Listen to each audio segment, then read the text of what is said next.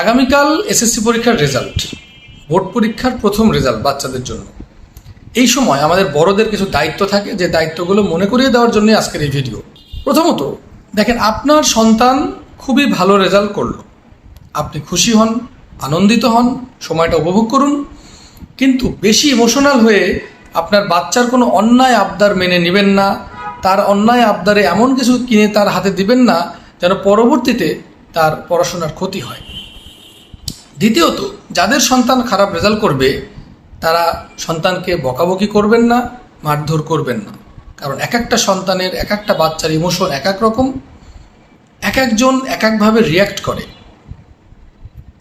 এই সময় আত্মহত্যার সংখ্যা অনেক বেড়ে যায়, অনেক বাচ্চারাই মন খারাপ হয়, তারা আত্মহত্যা করে, বড় কোনো দুর্ঘটনা ঘটায় ফেলতে পারে। এই জন্য এটা করবেন না, মারধর বকাবকি করবেন না। বরঞ্চ তার মাথায় হাত বুলিয়ে তাকে সান্ত্বনা দিন, তাকে বলুন যে হ্যাঁ, তুমি তো চেষ্টা করেছো, এবং কয়েকদিন যাওয়ার পরে তাকে পরবর্তী পড়াশোনার জন্য আবার মোটিভেট করুন। পাড়া প্রতিবেশী এবং আত্মীয় স্বজনদের উদ্দেশ্যে বলবো যে আপনাকে যদি কেউ ফোন করে রেজাল্ট না জানায়, তাহলে আপনি কখনোই আগ বাড়িয়ে রেজাল্ট জানতে চাইবেন না। কারণ আপনাকে রেজাল্ট না জানানোর কারণ হয়তো যে তার রেজাল্ট ভালো হয়নি, কিংবা হয়তো আপনাকে অতটাও গুরুত্বপূর্ণ কিছু মনে করছে না, এই জন্য আপনাকে ফোনটা জানায়নি। তাহলে আপনারা তো কৌতূহল কেন? আপনাকে গুরুত্বপূর্ণ মনে করলে কল দিয়ে রেজাল্ট জানাবে, আর যদি রেজাল্ট খারাপ হয় তাহলে জানাবে না। কিন্তু আপনি আগ বাড়িয়ে কোনো কাজ করবেন না, এবং যার রেজাল্ট খারাপ হয়েছে তার সাথে অন্য কারো ভালো রেজাল্ট শেয়ার করতে যাবেন না। অন্য কারো ভালো রেজাল্টের খবর তাকে বলার দরকার নাই, এবং পিঞ্চ মেরে কোনো কথা বলবেন না। এটা সকল পাড়া প্রতিবেশী এবং আত্মীয় স্বজনদের প্রতি আমার রিকোয়েস্ট। আর যাদের রেজাল্ট, তাদের উদ্দেশ্যে বলবো, রেজাল্ট ভালো হলে আনন্দ করো, 2টা দিন আনন্দ করো, করে ইন্টারমিডিয়েটের পড়াশোনা শুরু করো। রেজাল্ট খারাপ হলে, রেজাল্ট যদি একটু খারাপও হয়, হয়তো কি হবে, একটা ভালো কলেজের পরিবর্তে একটু নিচের দিকের কলেজ আসবে। তো কলেজের ভালো খারাপ হয় না, কলেজ ওইটাই ভালো যেটাতে কোনো ক্লাস হয় না, যেটা তোমার সময় নষ্ট করবে না, তুমি বাসায় বসে পড়তে পারবে।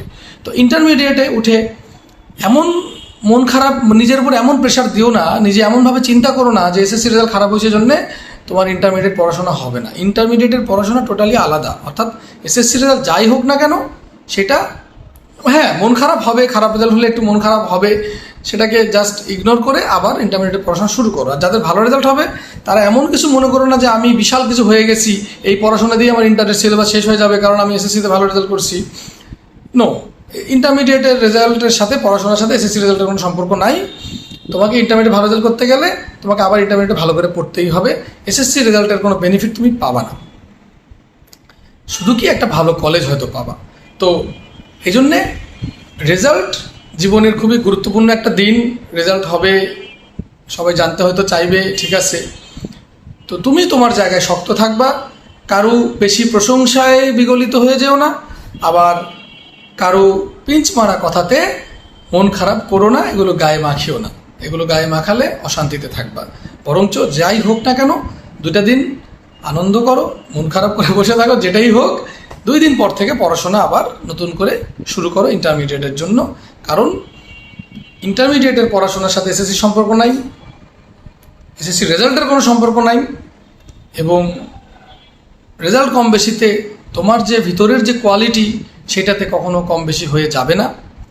বরঞ্চ অ্যাডমিশনের একটা টার্গেট করে ভালো করে পড়াশোনা ইন্টারমিডিয়েটে চালাও, যেন তোমার যে ফাইনাল মিশন আছে, সেটা বিশ্ববিদ্যালয়ে পড়া হোক, মেডিকেলে পড়া হোক, ইঞ্জিনিয়ারিং পড়া হোক, যেটাই হোক, সেটা যেন পূরণ হয়।